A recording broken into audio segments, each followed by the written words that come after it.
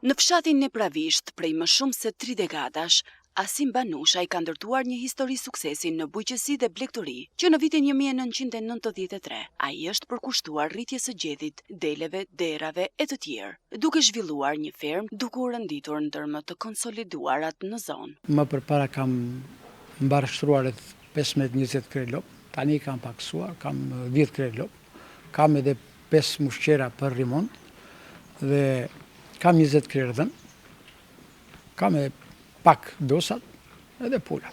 Këtë e në malli im. Vitet e fundit, Banushaj ka eksperimentuar edhe me raca të reja, gjedhi të sjella nga jashtë me qëllim rritjen e produktivitetit. Unë faktikisht lopët i kam racë gjes, që janë lopë me kapacitet mesatar prodhimi, 15 deri 20 litra qumush për lopë. Ai thotë se gjithmonë ka qenë i përqendruar tek prodhimi bio. Unë dhe ne fshatarët zakonisht se përdoret termi bio.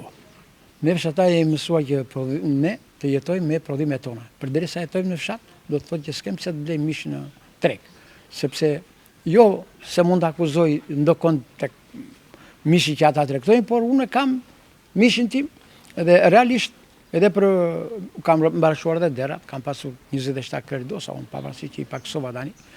Mungesa e fuqisë punëtore mbetet problem kryesor me të cilin Asimi dhe 10 fermerë të tjerë në zonë përballen çdo ditë. Se ne na kemi mungesë fuqisë punëtore. Gjëja kryesore e fermerit është mungesa e fuqisë punëtore. Unë jam 72 vjeç sot.